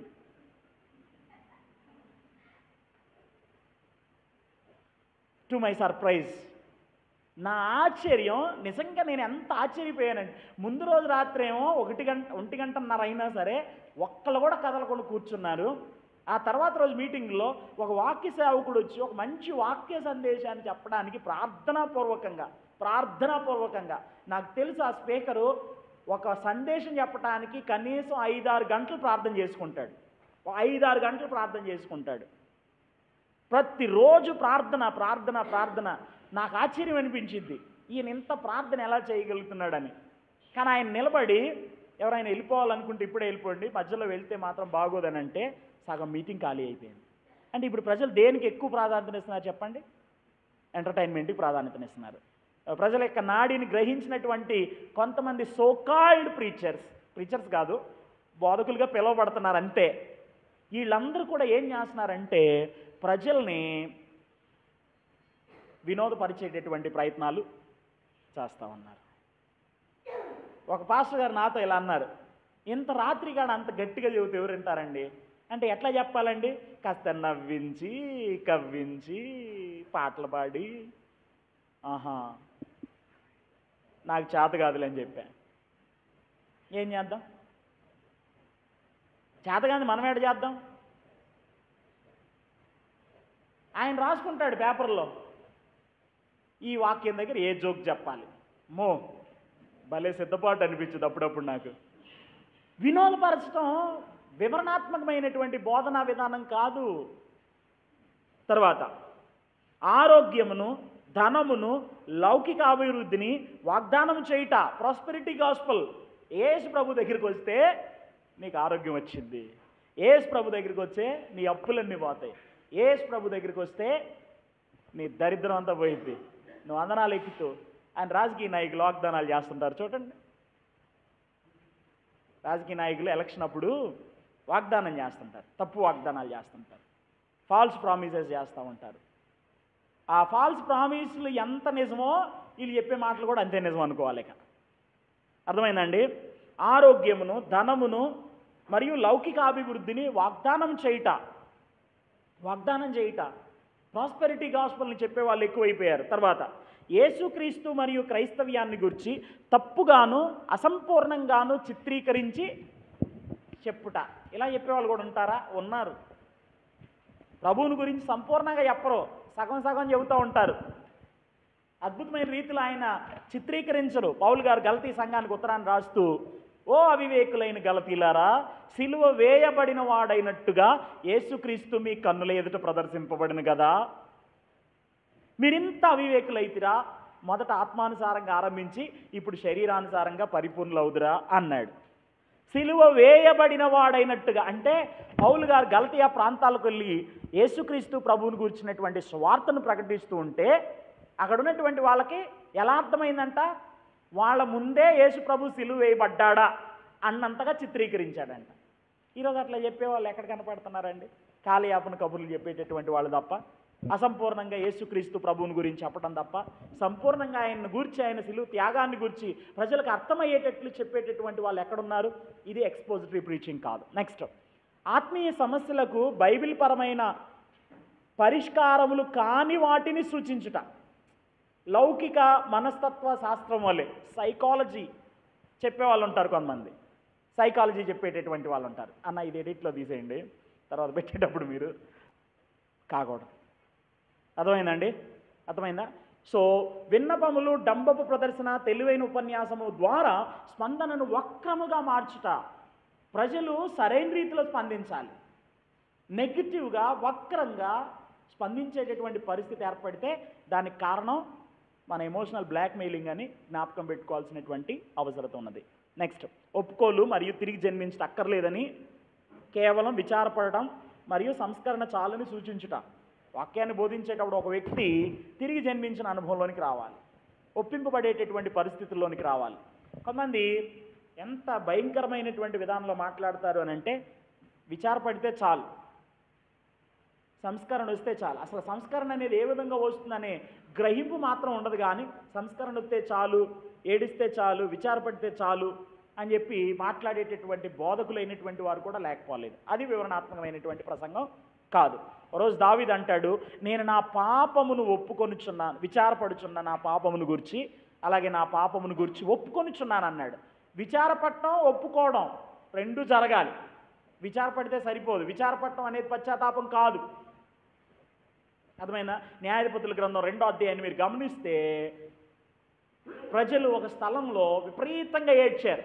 ఆ స్థలానికి ఏమని పేరు పెట్టారు? బొక్కీం అనే పేరు పెట్టారు. ఎలుగెత్తి ఏడ్చారంట. మరి ఎలుగెత్తి ఏడ్చిన వాళ్ళు ఏమన్నా కుదురుగున్నారా అని అంటే కుదురులేరు. మళ్ళీ వారి జీవితాల్లో విపరీతమైనటువంటి వాక్య వ్యతిరేకమైన చర్యలకి ముందుకు అడుగులు వేసేటటువంటి వారుగా ఉన్నారు. తర్వాత ప్రజలు ఏది వినగోరుచున్నారో మరియు ఏది వారిని సంతోషపరుస్తుందో వాటిని చెప్పటం. ప్రజలు నాడి పట్టుకుంటున్నారు చాలామంది, అదొక రకం. తర్వాత అంశపరమైనవి, తరచుగా సందర్భం లేకుండా వచనములను తీసుకొనుట. సందర్భం అనేది ఏం ఉండదు. ఒక అంశం తీసుకోవటం, గుడ్డెద్దు చేలో పడ్డట్టు వెళ్ళిపోవడం, ఎటు పడితే అటు. అర్థమైందండి? ఈరోజు చాలామంది చేసేటటువంటి ప్రసంగాలు, ఇదిగో ఈ 4వ పుస్తకంని పెట్టి కొలిచామనుకోండి, చాలా ప్రసంగాలు తేలిపోతాయి. అందరూ నేను అంటలేదు, చాలా ప్రసంగాలు తేలిపోతాయి. ఎందుకో తెలుసా? ఇప్పుడు వరకు మనం విన్నటువంటి వాటిల్లో ఏదో ఒక దగ్గర చాలామంది దొరికిపోతారు. అయితే ప్రాస్పెరిటీ గాస్పల్ అయినా చెప్తారు, అయితే లోకాభిరామాయణం అంతా అయినా చెప్తారు, అయితే ప్రజలను వినోదపరిచే విషయాలైనా చెప్తారు, అయితే వారి జీవితాల్లో సందర్భానికి భిన్నంగా మాట్లాడేటటువంటి పరిస్థితి ఉంటుంది. చాలా రకాలు ఉంటాయి. కొంతమందికి ప్రసంగం అంటే వార్తలు చదవటం కదా, లోకంలో ఉన్న వార్తలన్నీ వీళ్ళే చదివేస్తూ ఉంటారనమాట, డిటెక్టివ్ క్రైమ్ లాగా. ఏదైనా ఒక సంఘటన జరిగితే చాలు, ఆ మధ్యకాలంలో కర్నూలులో ఒక బస్సు తగలబడిపోయింది. కర్నూలులో తగలబడినటువంటి బస్సు యాక్సిడెంట్ను గూర్చి గారి ప్రస్తావన, స్పందన అని ఉంటుంది అనమాట. ఇక ఆ గారు ఎవరైనా అనేది మీరు అందులో పూరించుకోండి, నేను పేరు చెప్పనులే. కానీ లోకంలో ఉన్న అన్నిటికీ స్పందిస్తారు. వార్తలు వార్తలు వార్తలు వార్తలు. కొంతమందికి ప్రసంగం చెప్పడం అంటే ఏంటంటే వార్తలు చెప్పడం. ఇవన్నీ కూడా మీకు చెప్పడంలో ఉన్నటువంటి ఉద్దేశం ఏంటంటే మీ ప్రసంగాలు ఎలా ఉండకుండా జాగ్రత్త పడాలి. అది అర్థమైందండి. ఇంత వివరణగా ఎందుకు చెప్తున్నానంటే ఉదాహరణలతో మన ప్రసంగాలు ఇలా ఉండకుండా జాగ్రత్త పడాలి. వివరణాత్మక ప్రసంగం యొక్క అనుకూల కారణాలు, ఎందుకు వివరణాత్మకమైనటువంటి ప్రసంగం చెప్పాలో దానికి అనుకూలమైనటువంటి కారణాలు ఏంటంటే, ఒకటి వాక్యం యొక్క అధికారం. గుర్తుపెట్టుకోవాల్సిన విషయం ఏంటంటే వాక్యాన్ని బోధించేటప్పుడు మనం వాక్యం యొక్క అధికారము క్రింద ఉన్నాం అనే విషయాన్ని గమనించాలి. వాక్యం యొక్క అధికారం, the authority of the scriptures. దీని గురించి మీరు బిబ్లియాలజీలో ఎక్కువ చదువుతూ ఉంటారు, కంగారు పడకండి. నెక్స్ట్, ప్రజలకి సత్యం వినే అవసరం ఉంది. సత్యం వినాల్సినటువంటి ప్రజలు సత్య విషయమైనటువంటి అనుభవ జ్ఞానమును అందవలసినటువంటి ప్రజలు ఈరోజు సత్య విషయంలో ఏం పొందట్లేదు, అనుభవ జ్ఞానం పొందట్లేదు. హోషేయ గ్రంథంలో దేవుడు ఒక మాట చెప్పాడు, దేశంలో దేవుణ్ణి గురించిన జ్ఞానం లేకపోవడం చూసి యెహోవా దేశ నివాసులతో వ్యాజ్యమాడుచున్నాడు. చూడండి, ఈరోజు చాలా సంఘాల్లో లోకంలో అనేక విషయాల గురించినటువంటి జ్ఞానం ఉంటుంది. అర్థమైందండి, అనేక విషయాల గురించినటువంటి జ్ఞానం ఉంటుంది. ఒక క్రికెట్ గురించి మాట్లాడమన్నారనుకోండి, సంఘాల్లో ఉన్నటువంటి చాలామంది యవనస్తులు అద్భుతమైన రీతిలో క్రికెట్ గురించి మాట్లాడేటటువంటి వారుగా ఉంటారు. నిలబెట్టి రోహిత్ శర్మ గురించి కాసేపు మాట్లాడండి అంటే రోహిత్ శర్మ పుట్టుపూర్వోత్తరాల దగ్గర నుండి ఇప్పటి వరకు ఆయన ఏం చేశాడో ఎంతసేపు అయినా చెబుతారు.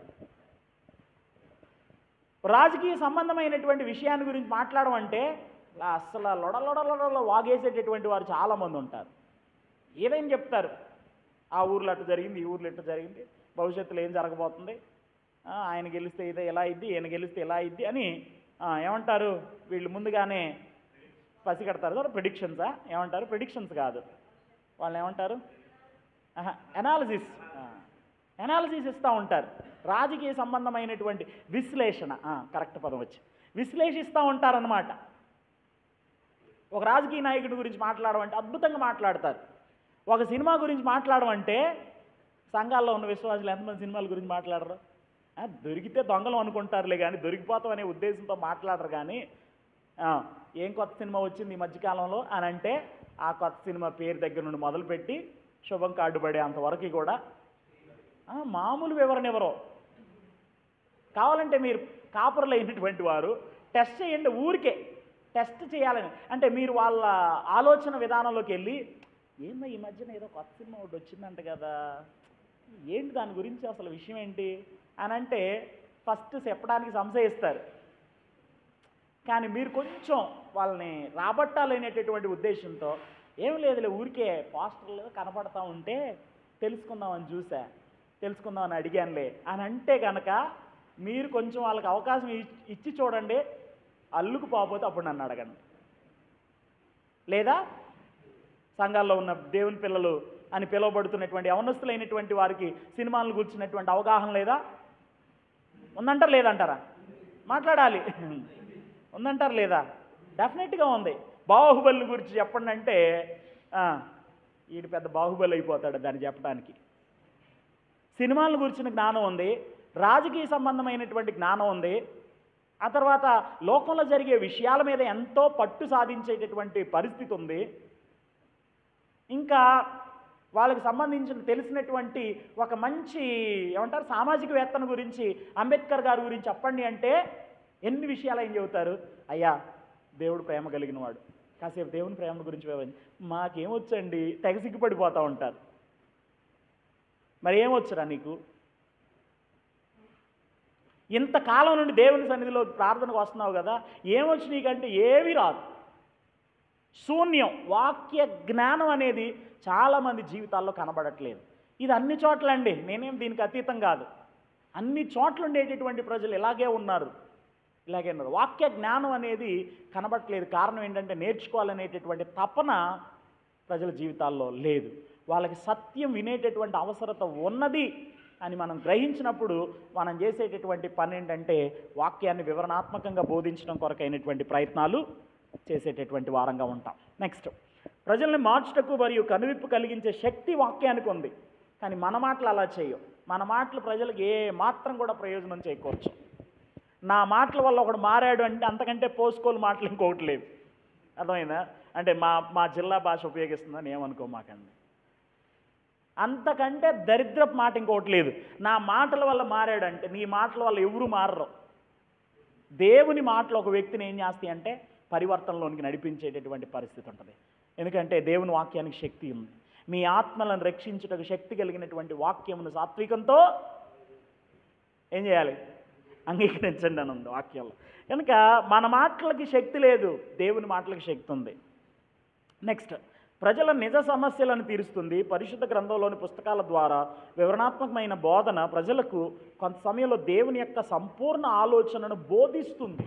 వరుస క్రమంలో వివరించడం ద్వారా జరిగే మేలేంటంటే దేవుని చిత్తం మనుషుల ఏ విధంగా ఉందనేది ప్రజలకి సంపూర్ణంగా అర్థమవుతుంది. అలా కాకుండా మనకు నచ్చిందల్లా బోధ చేస్తూ ఉంటే కనెక్ట్ చేసుకోలేరు. వరుస క్రమంలో వరుసగా చెప్పేటటువంటి ప్రయత్నం చేయవలసినటువంటి అవసరత ఉన్నది. నా మట్టుకు నేను పుస్తకం వెంబడి పుస్తకం చెప్పుకుంటూ వెళ్ళిపోతూ ఉంటాను. నాకు వెతుక్కునే అవకాశం ఉండదు, అసలు వెతుక్కోవాల్సిన అవసరమే ఉండదు. నేను అలాగే చెప్తా. ఎప్పుడైనా సరే నేను అంటే ఫస్ట్లో కొంచెం ఏదో ఒక వచనం తీసుకొని బోధించేటటువంటి వాడిని, కానీ తర్వాత ఈ హోమిలిటిక్స్ చదువుతూ ఉన్నప్పుడు వివరణాత్మక బోధ యొక్క అవసరం ఏంటో అర్థమైన తర్వాత ఇక నా విధానం నేను మార్చుకున్నాను అనమాట. అన్ని స్థలాల్లో నేను పరిచర్య చేసి అన్ని స్థలాల్లో కూడా పుస్తకం వెంబడి పుస్తకం. ఒక చోట యెహోషువ గ్రంథం చెబుతున్నాను, ఇంకో చోట కొరింథీ పత్రిక చెబుతున్నాను, ఇంకో చోట ఒక సబ్జెక్టు గురించి థియాలజీ మాట్లాడుతున్నాను. అట్లా అది దాని ద్వారా ఏం ప్రయోజనం చేకూరుతుంది అని అంటే ప్రజలకి దేవుని యొక్క ఆలోచన సంపూర్ణంగా అర్థమైద్ది అన్నమాట. చిన్న పిల్లలు ఒకరోజు నా దగ్గరికి వచ్చి, సండే స్కూల్కి వెళ్ళే పిల్లలు ఉంటారు కదా, నా దగ్గరికి వచ్చి, అయ్యగారు ఈరోజు ఏ వరాన్ని గురించి చెబుతున్నారు అని అడిగారు. కృపావరాల గురించి చెబుతున్నాం ఒక స్థలంలో. ఈరోజు ఏ వరాన్ని గురించి చెబుతున్నారు? చూసారా, చిన్న పిల్లలకు కూడా ఆసక్తి కలిగిద్ది మీరు అలా చేయగలిగితే. అలా చేయడం అనేది చాలా మేలుకరమైనటువంటి పరిస్థితి. తర్వాత వాక్యం యొక్క సర్వసమృద్ధిని ప్రదర్శిస్తుంది. దేవుని వాక్యం చాలినంతగా దేవుడు మనకి అనుగ్రహించాడు కనుక వాక్యాన్ని వివరణాత్మకమైనటువంటి విధానంలో బోధించడం అనేది మనం చేయవలసినటువంటి అవసరత ఉన్నది. ఇంకొంచెం చివరిగా కొన్ని మాటలు చెప్పేస్తాను, దయచేసి గమనించేటటువంటి ప్రయత్నం చేయండి. కొన్ని విషయాలు మనం గుర్తుంచుకోవాలి వివరణాత్మకమైనటువంటి బోధ చేసేటప్పుడు. ఇప్పటివరకు మనం 2 విషయాలు జ్ఞాపకం చేసుకున్నాం. ఒకటి, వివరణాత్మకమైన బోధ అంటే ఏంటో జ్ఞాపకం చేసుకున్నాం. రెండవది, వివరణాత్మకమైనటువంటి బోధ కానిదేంటో జ్ఞాపకం చేసుకున్నాం. ఇప్పుడు గుర్తుంచుకోవాల్సినటువంటి కొన్ని ప్రాముఖ్యమైనటువంటి విషయాలు. పేజ్ నెంబర్ 21, 21వ పేజ్. మనము వాక్యమును బోధించడానికి ఆజ్ఞాపింపబడిన వారమై ఉన్నాం. ఎందుకనంటే జనులు బోధన సహించక దురద చెవులు గలవారై తమ స్వకీయ దురాశలకు అనుకూలమైన బోధకులను తమ కొరకు పోగు చేసుకొని సత్యమునకు చెవినీయక కల్పనా కథల వైపునకు తిరిగే కాలము వచ్చును అని దేవుడు ముందుగానే దైవజనుని ద్వారా ప్రేరేపించి వ్రాయించాడు. కాబట్టి బోధించాలి. బోధించకపోతే జనులు తప్పు త్రోవలు వెళ్ళేటటువంటి పరిస్థితి ఉంది. కట్టు లేక జనులు నశిస్తారని దేవుని వాక్యంలో రాయబడింది. ఒక కట్టడి అనేది లేకపోతే కనుక ప్రజలు నాశనం వైపు అడుగులు వేసేటటువంటి వారుగా ఉంటారు. కొరింథీ 2వ పత్రిక 4వ అధ్యాయంలో వాక్యాన్ని బోధించేటటువంటి వారి కొరకై అపోస్తుడైన పౌలు ఒక అద్భుతమైనటువంటి ప్రమాణాన్ని చూపించాడు. ఇలా బోధించాలి అని ఒక అద్భుతమైనటువంటి ప్రమాణాన్ని చూపించాడు. 4 ప్రాముఖ్యమైన మాటలు చెప్పాడు. ఏంటి అని అంటే, ఒకటి, వాక్యాన్ని సారము లేనిదిగా చేయొద్దు. వాక్యము సారము లేనిదిగా చేయొద్దు లేదా బలహీనపరచొద్దు. ఓ సామెత చెప్తూ ఉంటారు, మంది ఎక్కువైతే మజ్జిగ పలసనని ఓ సామెత చెప్తూ ఉంటారు మా ప్రాంతంలో. ఇటు కూడా ఉందా? మనకి జనాలు ఎక్కువైనప్పుడు ఫంక్షన్స్లో డైల్యూట్ చేస్తూ ఉంటాం పెరుగుని. గడ్డ పెరుగు వేయాలంటే మళ్ళీ ఇంకో బకెట్ కొనాల్సినటువంటి పరిస్థితి ఏర్పడిందని డైల్యూట్ చేసేటటువంటి వారంగా ఉంటాం. అంటే పలచన అనే పదం అర్థం కావడం కోసం ఈ ఉదాహరణ, అంతే తప్ప ఇందులో లేదు. ఓకే, వాక్యాన్ని చాలామంది ఏం చేస్తూ ఉంటారంటే పలచన చేస్తూ ఉంటారు. పలచన చేసింది ఏదైనా ప్రీతికరంగా ఉంటుందా? మాట్లాడాలి మీరు. పలచన చేసింది ఏదైనా ప్రీతికరంగా ఉంటుందా? పలచన చేసిన మధ్య కుడికి తాగినట్టు ఉంటుంది నాకైతే. పలచన చేసింది ఏదైనా బాగోదు. పప్పు చారు వండుతారండి, ఆ మీటింగ్స్ అప్పుడు ఎక్కువగా నేను కొన్నిసార్లు గమనిస్తూ ఉంటాను. ఊహించిన దానికంటే ఎక్కువ మంది వస్తారు. ఊహించిన దానికంటే ఎక్కువ మంది రాగానే అమ్మ వీళ్ళందరికీ మనం చేసింది సరిపోయిద్దో లేదో, వంటగాడేమో అప్పుడు ఉండడం. కాబట్టి ఏం చేయాలి, చలో పోయి 2 బకెట్లు నీళ్ళు పోస్తే వెళ్ళేవాళ్ళు వెళ్ళేటప్పుడు ఏంటో ఇంత పలసనగా చేశారు, ఇంకో కేజీ పప్పు వేయచ్చు అంటే వీళ్ళకి విషయం తెలియదు. చేయటానికి మంచిగానే చేసాం, కానీ జనం వచ్చారనేటటువంటి ఉద్దేశంతో 4-5 బకెట్లు నీళ్లు పోసేసాం కదా. పలచన చేసింది ఏదైనా బాగోదు. వాక్యాన్ని పలచగా చేయొద్దు, సారం లేనిదిగా చేయొద్దు అని అన్నాడు. తర్వాత రెండోది, దేవుని వాక్యాన్ని వంకరగా చెప్పకండి. అంటే వంకరగా చెప్పడం అంటే ఏంటి, అందులో ఏమి లేదో దాన్ని చెప్పే ప్రయత్నాలు చేస్తుంటారు. ఏదుందో అది చెప్పరు. నేను చెప్పాను కదా, ఐసీజీసీస్ ఎక్స్జీసీస్ అని. వాక్యంలో ఏముందో అది చెప్పరు, వాక్యంలో లేని దాన్ని చొప్పించేటటువంటి ప్రయత్నం, స్పేస్ క్రియేట్ చేసుకుంటారు కొంతమంది వాక్యంలో లేనిది చెప్పడం కోసం. మీకు అర్థమవుతుందా? నెక్స్ట్ మూడోది, వాక్యం నుండి తొలగిపోవద్దు, ప్రక్కకి వెళ్ళొద్దు, కలపడం కానీ తీసేయటం కానీ చెయ్యొద్దు. Don't add, don't remove. కలిపితే వచ్చే నష్టం ఎంతో ఆదికాండం 3వ అధ్యాయం చదవండి, మీకు అర్థమైంది. తీసేస్తే వచ్చే నష్టం ఎంతో ప్రకటన గ్రంథం చదవండి, మీకు అర్థమైంది. ఇంకెంతకంటే గొప్ప ఉదాహరణ నేను ఏది కూడా చెప్పను. ఓకే, సో కలపొద్దు, తీసేయొద్దు. నెక్స్ట్, మన ప్రసంగములను గురించి కొరింథీయులకు రాసినటువంటి మొదటి పత్రికలో పౌలు కొన్ని ముఖ్య సంగతులు జ్ఞాపకం చేశాడు. ఇప్పటివరకు చదివింది 2వ పత్రిక, ఇప్పుడు మొదటి పత్రిక 2వ అధ్యాయంలో ఏమేం చెప్పాడు? మానవ జ్ఞానము గల మాటలతో ప్రసంగించొద్దు. నీకెంత జ్ఞానం అయిన ఉండొచ్చు, సొలొమోనుకు మించినటువంటి జ్ఞానం నీకు ఉండొచ్చు కాక. ఉందా ఎవరికైనా సొలొమోనుకు మించినటువంటి జ్ఞానం? ఎవరికి లేదు. ఒకవేళ నువ్వు ఎంత జ్ఞానవంతుడు అయినా సరే, వాక్యం చెప్పే దగ్గరికి వచ్చేసరికి నీ జ్ఞానాన్ని ప్రయోగించే ప్రయత్నం చేయకండి. తర్వాత, శ్రేష్టమైన జ్ఞానం లేదా వాక్చాతుర్యం లేదని విచారించొద్దు. నిన్న ఒక వీడియో చూశాను నేను, little is much when God is in it అని ఒక ఆయన ఇంగ్లీష్ బోధకుడు చెప్పినటువంటి మాటలు. ఆయనకి మాట తడబడేటటువంటి పరిస్థితి ఉందన్నమాట. ఆ వీడియో చూస్తున్నప్పుడు నాకు అర్థమైన విషయం ఏంటంటే, మాటలో తడబడుతున్నాడు. అంటే ఏంటి, సరిగా మాట్లాడలేకపోతున్నాడు. మన అత్తి బలవంతంగా మాట్లాడేటటువంటి ప్రయత్నం చేస్తున్నాడు. ఒక 5 నిమిషాలు మాట్లాడటం కూడా చాలా కష్టంగా ఉంది ఆయనకి. అయితే చాలా ఎఫెక్టివ్ మినిస్ట్రీ చేస్తున్నాడు ఆయన. వాక్యం చెప్పేటటువంటి క్రమంలో తన సాక్ష్యాన్ని జోడించి మాట్లాడితే ఏమని చెప్పాడంటే, చిన్న స్టేట్మెంట్ ఒకటి చేశాడు, little is much when God is in it అని అన్నాడు. కొంచెం అయినా అందులో దేవుడు ఉంటే అదే చాలు అన్నాడు. వాక్చాతుర్యం లేదని బాధపడాల్సినటువంటి అవసరత లేదు. వాక్చాతుర్యంతో మాట్లాడటం వల్ల ప్రయోజనం ఏం చేయకూడదు.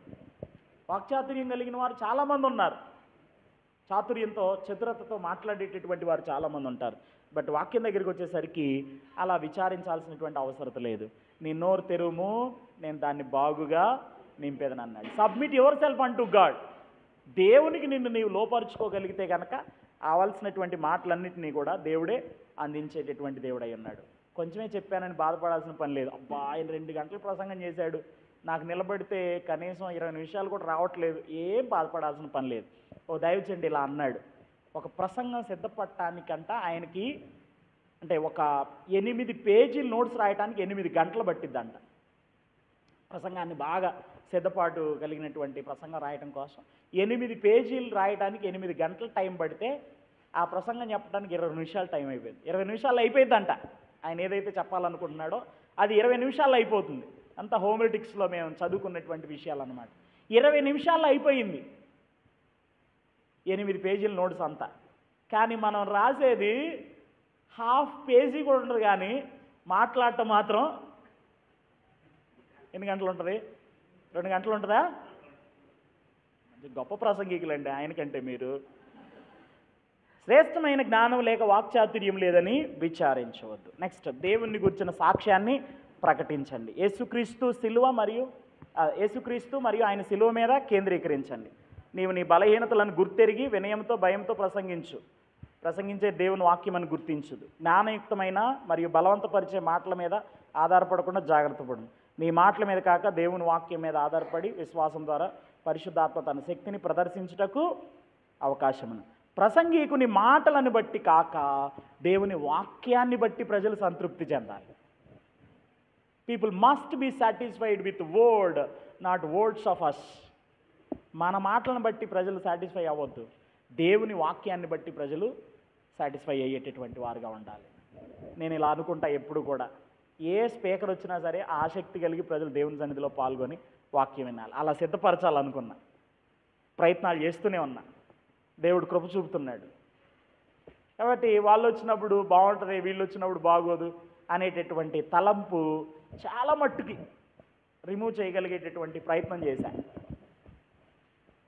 ప్రజల్ని బట్టి కాదు, వాక్యాన్ని బట్టి ప్రజలు సంతృప్తి చెందేటటువంటి వారై ఉండవలసినటువంటి అవసరం ఉన్నది. ఇదివరకు చెప్పాను లేదో గుర్తులేదు, ఉపేంద్ర గారు అని దైవజనుడు ఉన్నాడు. చెప్పానా పోయిన వారం? చెప్పలేదు. ఉపేంద్ర దాన్ని ఆయన ఎలా అన్వయించాడంటే, చాలామంది స్పీకర్ల వైపు చూస్తున్నారు, పెట్టబడుతున్నటువంటి వాక్యం వైపు చూడట్లేదు అని వ్యక్తపరుస్తూ వచ్చాడనమాట. సో మనల్ని బట్టి కాదు, ప్రజలు దేవుని వాక్యాన్ని బట్టి స్పందించేటటువంటి వారై ఉండవలసినటువంటి అవసరం ఉన్నది. సో ఈరోజు మనం 3 విషయాలు జ్ఞాపకం చేసుకున్నాం. మొదటిది, వివరణాత్మక బోధ అంటే ఏంటో విన్నాం. రెండోది, వివరణాత్మక బోధ కానిది ఏంటో విన్నాం. మూడోది, వివరణాత్మకమైన బోధ చేసేటప్పుడు గుర్తుంచుకోవాల్సినటువంటి విషయాలు. సో అక్కడికి నేను ఆప్ చేస్తాను. మనం నెక్స్ట్ క్లాస్లోకి వచ్చినప్పుడు బైబిల్ సందేశాన్ని ఎలా సిద్ధపరచాలి అనే విషయాన్ని గురించి మాట్లాడుకునేటటువంటి ప్రయత్నం చేద్దాం. అంతవరకు దేవుడి కృప మనందరికీ సదాకాలం తోడై నడిపించునుగాక. ఆమేన్. Thank you.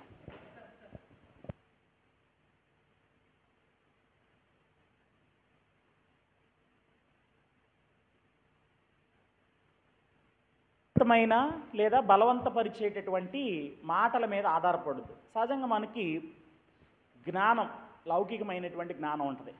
కొన్నిసార్లు బోధించేటటువంటి సమయంలో ఒక శోధన ఏంటంటే, మనకు తెలుసు కదా ఏదైనా మాట్లాడవచ్చు అనేటటువంటి తాత్పర్యంతో ఉంటారు. సిద్ధపాటు అనేది లేకుండా దాని గురించి మాట్లాడతారు.